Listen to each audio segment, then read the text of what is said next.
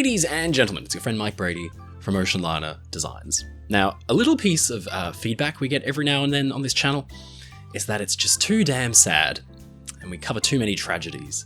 And for the life of me, I don't know where that idea comes from.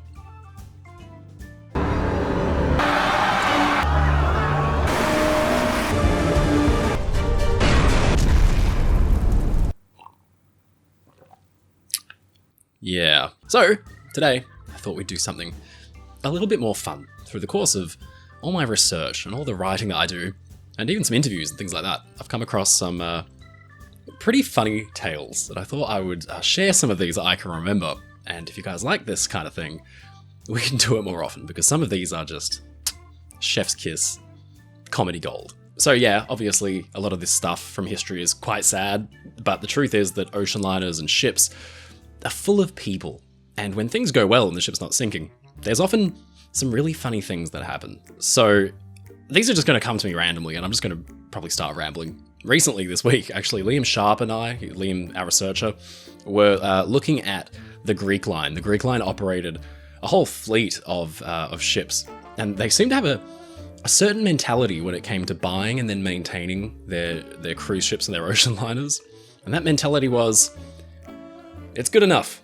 You see this again and again, but my absolute favorite Greek line moment was this postcard. This is a postcard of a ship that was variously called the Neas Hellas and the New York later in her career. It was actually Greek line's first ship. She was a big deal because she would sail between Europe and New York. So Greek line's operating this transatlantic liner, and they put this postcard out. Now you would think, looking at that, this looks like a nice kind of modern looking ship for the 1950s, and it looks really nice and comfy. But recently, I was browsing online, and I bought an original 35mm slide of the real Neas Hellas. And it looked like this. Which is a little bit different to what was advertised. So what had happened was, Greek Line had bought the Tuscania, I think it was called, the Cunard liner, Tuscania. If I get that wrong, Liam's gonna kill me. Hang on. Tuscania, yeah. So they bought the Cunard liner Tuscania, which was built in 1921. Hey, it's me from the future, and I'm currently editing this video. So it turns out Liam's going to kill me anyway, because it wasn't actually built for the Cunard line, it was built for the Anchor line, and then chartered to the Cunard line. So anyway, back to the show. And 30 years later, they just kind of repainted it. And if you're not a massive ship nerd and you're kind of wondering what the big deal is, this is such expectation versus reality stuff. Like, I can only imagine people having this postcard and being like, yes, this is the ship that's going to take me to America. And they show up and see this 30-something-year-old like museum piece just floating there. So I just love the idea that they were kind of like standing over the artist's shoulder and being like, no, we need to make it more modern. You know, no, give a bigger funnel. Don't worry about it. Like butting his cigar out on the art. It's very funny. So yeah, there's a lot of exaggeration in ocean liner art from the era. A lot of posters and postcards and things make the ships look ridiculously big, like way too big. Like one of them is like literally towering over a city. But this is one of the funniest ones because they've tried to pass this like museum ship off as a modern day liner. So good one, Greek line.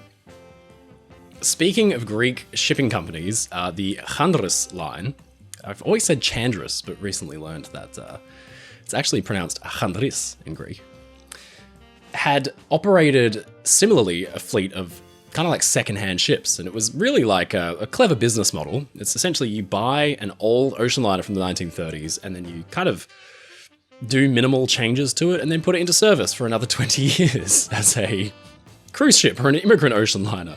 Some of the modifications were pretty impressive, but they did turn one of the old Matson line ships into the Britannis, for example.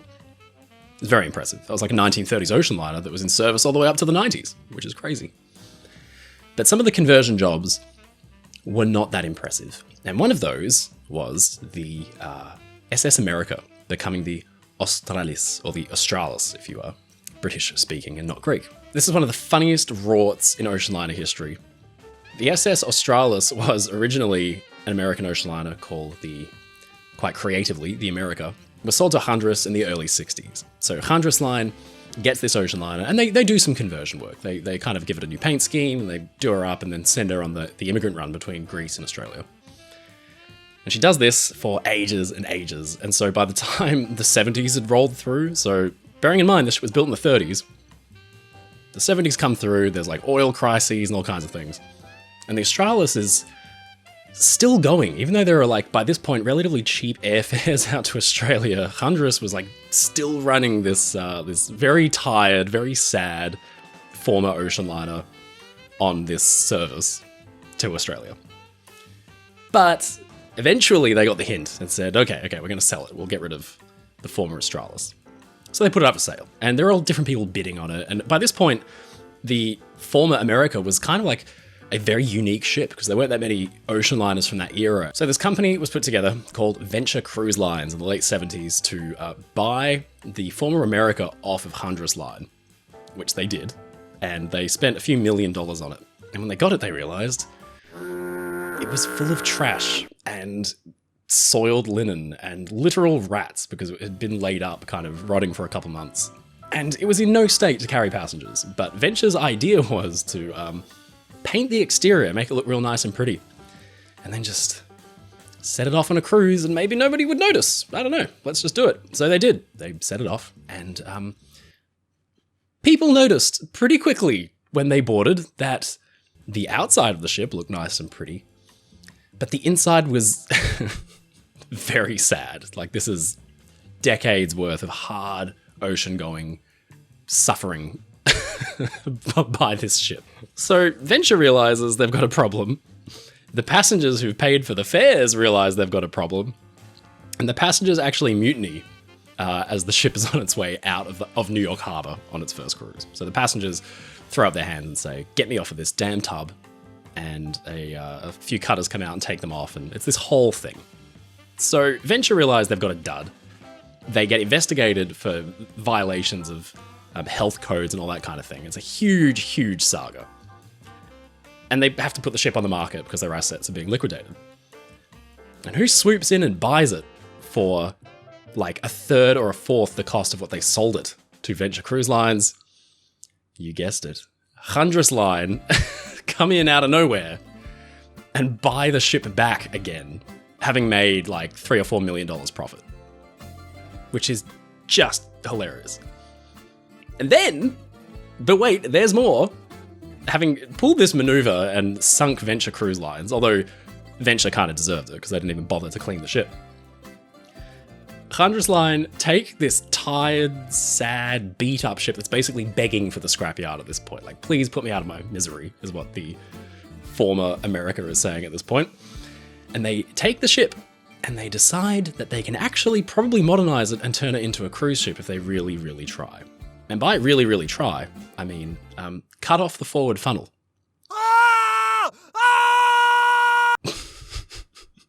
So the forward funnel was so badly corroded and they thought it made it look old-fashioned anyway. They cut it off. And they had a whole plan for future modifications and things like that. And they introduced her for service in the Mediterranean as a cruise ship called Australis. And you could probably gauge how well that went from the fact that Australis was out of service within a year and then laid up for decades and then finally scrapped. But Hondros Line had pulled off one of the funniest swindles of all time, selling this cruise ship off for this much money, then buying it back for this much, and making that much money in the middle, and then having the gall to put the Australis back into service. Okay, so this next one happened in the 1930s, and I think you guys know one of my favorite ships of all time is the Strathnaver. It was the ship that carried my family out to Australia in the 1950s. Now, like Australis and like Australis and like Neos Hellas or New York, whatever it was called, by the 50s, the Strathnaver was a little bit sad. And in fact, one of her former engineers told me by the 60s, they were calling the two sisters Scrapnaver and Scraphead, which kind of tells you all you need to know. But in the early 30s, they were brand new, and this was a really exciting thing because they were really nice and shiny, and they were painted white, and they were beautiful and gleaming in the sunlight. And old P&O ships from the same company used to look like this. So a fair bit of improvement there on the aesthetic department. So back in the day, when a new ship arrived for the first time, it was actually open to the general public, and you could pay a really low fee and kind of just walk through the ship and have a look around. For Strathnaver, they went above and beyond. When she first came to Sydney, there's these great photographs where you can see her all laid out and all the people going to pay their shilling to go and like walk through the ship. But they decided to host a ball on board for some wealthier people if they wanted to come on board. It was a black tie function, so the idea would be there'd be a certain amount of tickets sold and there would be a big dance band. Strathnaver, of course, had her own orchestra, so you could go and dance in the ship's dance hall. So they sold these tickets, and quite a few people bought them. And on the night of the ball, hundreds of people showed up, which gave the organisers a little bit of a conundrum because they hadn't sold hundreds of tickets. So they had something in the realms of like 300 to 500 people show up for this ball when there was meant to be significantly less than that. Turns out that some enterprising young schemers in Sydney had come up with the idea of printing their own tickets and just selling them to anybody that wanted them. And they sold hundreds, and it created an absolute saga because suddenly there's people who've spent good money expecting to be let in. They're all dolled up. They're waiting on the gangway to get into this new ship. And the organisers are like, we've never literally ever heard of your name before. We have no idea who you are. So the police had to be called in, and inspectors were checking everybody's tickets, and a lot of very disappointed people were turned away, which was a hilarious prank. Speaking of hilarious pranks in Sydney, actually, another like all-time favourite of mine is Titanic's second officer, Charles Lightoller, is notorious for being a little bit of a lunatic, really, for want of a better term. He had a very, active life and a very spirited personality. And he did all kinds of weird and wonderful things like surviving multiple shipwrecks, and then years later rescuing people from the Battle of Dunkirk, taking his little boat over and taking people back from Dunkirk. And also maybe war crimes, maybe a couple of little war crimes along the way there. But all you need to know about Lightoller for this part of the story is this genuine photograph of Lightoller in his later years, which is that he was kind of a bit of a jokester. He was a funny guy, except for the war crime thing. In his younger years, he liked pulling pranks on his shipmates. And at one point, during the Boer War, the Royal Navy and the British Admiralty were organising troop ships to come out to Australia to pick up Australian troops to send them to South Africa for the war effort. And some of those were White Star Line ships, and some big names, like Captain Smith of the White Star Line, famous for captaining Titanic. And one of these White Star ships had Lightoller on board. So he comes out to Australia and the ship's moored in Sydney. And Lightoller decides, instead of pranking his shipmates, which had obviously earned some ire, he just decided to prank the entire population of the city of Sydney. So one day, he snuck off the ship, went to an abandoned fort where he could see from the ship that it had some kind of gun, like a old black powder cannon or something. He loaded a dummy charge of powder and set the gun off over the top of the town, which obviously caused some consternation that there was maybe some kind of gunfight erupting. And to really seal the deal, to really just leave his little cherry on top for the whole thing, when investigators went to go and find what was going on, they found the gun had been fired, and planted on top was the Boer flag. So Lightoller had taken the Boer flag with him to plant the idea that Australia was under invasion from the Boers. And some fantastic descriptors were used by the local newspapers, saying it was ultimately very, very stupid. But fortunately, Lightoller escaped any kind of serious issues, because the next day or so, the ship was out of there, and they never followed him up about it. Got him! There are some really funny ship design tales as well, like unintended side effects of ship forms, like the hull and all of that. We've talked about some of these on the channel before, but like one of my favorites is the Lusitania and the Mauritania. Were famous for having very, very fine lines. So the idea of these ships was that they were designed to maintain this insane schedule where they'd just be running back and forth across the Atlantic through all kinds of weather at 23 knots, which is very, very quick for ships of that age. And the way that they did it was that you basically need to have as little ship below the waterline as possible. So if you look at Lusitania and Mauritania from the front, you can see they're very, very sharp, which is great if you need to cut through the Atlantic, which they did very well. Unfortunately, sometimes they did it a little bit too well. They kind of earned a reputation for seemingly dropping in very calm seas. And the way this could sometimes happen is essentially the wave forms along the hull and the waves in front of the ship's bow can just, the conditions can be just right that suddenly there's like a little drop in the trough, and the bow of the Lusitania or the Mauritania, because they didn't have enough really like ship there to maintain the buoyancy that they needed, they could just drop like 10 feet or more at random. And it sent stewards flying on occasion, carrying trays of drinks, and people falling downstairs and all kinds of stuff. In my opinion, the person who got it the worst was Captain Arthur Rostron on Mauritania in the 1920s. So he was famous for being the rescue ship captain that rushed to Titanic's aid. A captain's job is very social. It isn't just, sitting there barking orders and steering the ship. It is all about society and being an ambassador for the line and that kind of thing. And Rostron was really good at it. A few captains like William Turner of the Lusitania just hated it, had an active disdain for their passengers, saw them as, quote, living cargo. That's an actual quote from a book. But Rostron loved it. And Rostron became very popular among his passengers for a number of reasons. One of those reasons was because he drove the ship like an absolute lunatic.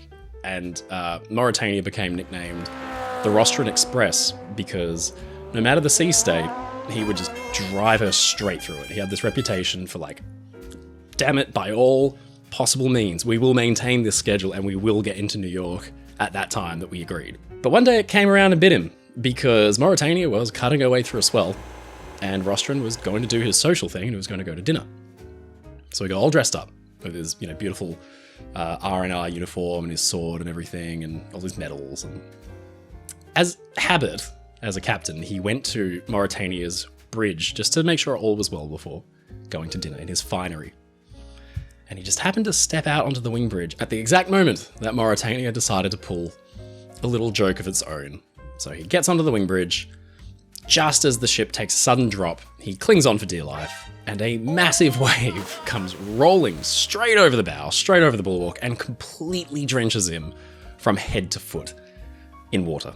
Now, the jury's still out on whether he actually attended dinner a little bit damp, or if he had a backup uniform.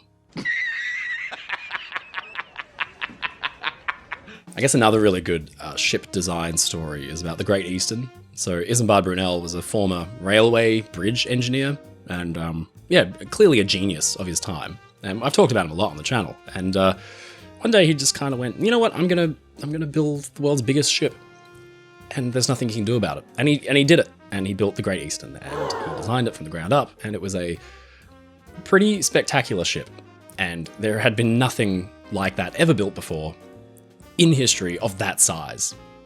And people didn't really know what to make of it. It was a little bit maybe too far ahead for its time, because the Victorian public were like,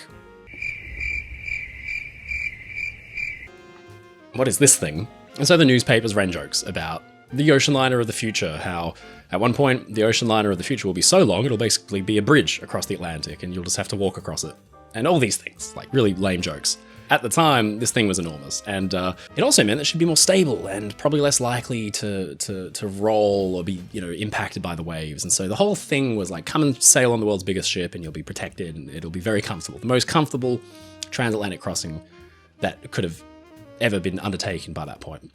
And so people were sure that it wasn't going to roll, that it wasn't going to be impacted by the waves.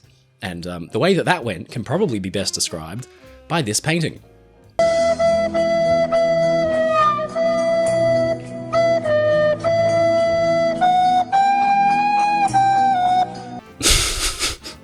So yes, the Great Eastern had a bit of a reputation for rolling. It's one of those things that is probably funny now, but at the time, not so much. These people just straight up look like they're not having a good time. We'll round off with two little anecdotes that I've got from former crew members of ships that I actually spoke with. So one of them was the former purser of the Multan from P&O. Now, Multan was the generation of ships basically before Strathneva. And so they had that really horrendous old P&O paint scheme that was real dark. It was really fascinating getting to talk to this guy. We became really close pen pals. And he had some great stories about his time on board Multan in the 50s. One of the funniest stories he told me was that he was one day sitting down at dinner. And again, as the purser, he was kind of expected to mingle with the passengers and get to know them. And he was talking to a young girl who'd come on board with her family. And she was asking him about dinner. And she was amazed. There was like fresh fruit and tomatoes and lettuce and things like that. And so she said to him, "Sir, where does this fresh food come from? I mean, how do we have fresh food? We're in the middle of the ocean." And my friend, who couldn't help himself, began to outline the idea that between Multan's two old funnels, there was a large and luscious vegetable garden where all kinds of fruit and vegetables were grown. The sun, it was perfectly positioned to beat down on the ship, and you could grow all kinds of stuff. And he thought that was the end of it. Now, the next day, he heard from one of his friends who was a navigating officer, one of his mates on board, who's one of the ship's deck crew, who comes up to him and says, "I just had the strangest conversation." And he says, "Yeah, what about?" The officer says, "We had a girl come up to the bridge on a tour and ask if she could see the garden. And we asked, what garden? And she said, the one between the funnels that the purser was telling me about." And for those of you not familiar with Multan, here is a photograph of the area between the two funnels. Not so conducive to growing vegetables. It's more like a factory. So anyway, the garden became a bit of a meme on board. And then another friend of mine was a engineer on board P&O ships as well. And he was on the Chusan, which was a more modern version of the P&O design from about the 40s. Late 40s, early 50s. And there are so many stories from Chusan that are hilarious, but one of the really good ones involved all the young engineers kind of goofing around down in the engineer's mess, which had big portholes. And they were drinking cases of beer. And somehow, in the shenanigans, a whole case of beer somehow went through the porthole. Now, you would think that would be the end of it, but because they were anchored in the harbour there, somewhere in the Far East, it just became a matter of being able to rescue the beer in time. And without thinking about it, my buddy, who was a small guy back in the day, dolphin dives through the porthole, out into the ocean, and rescues this case of beer. And he's got it under one arm, and he's struggling against the current, swimming for all his life. And he gets to the bottom of the accommodation ladder that's swung out over the side of the ship, and he hauls himself up sopping wet, thinking he's a hero, and walks up. And almost like the scene, I imagine it, from Top Secret, where he just sees this pair of boots. He looks up and sees one of the senior officers from the ship staring over him, with a few important questions to ask, like why and how, and some choice language that can't actually be repeated here. So anyway, my friend had an interesting couple of weeks after that, as far as his duty load.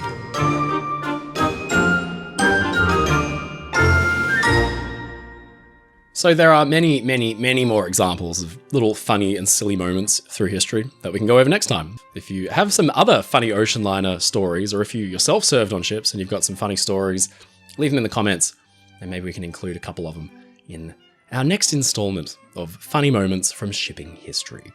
As always, thank you very much for watching, and I'll see you again next time.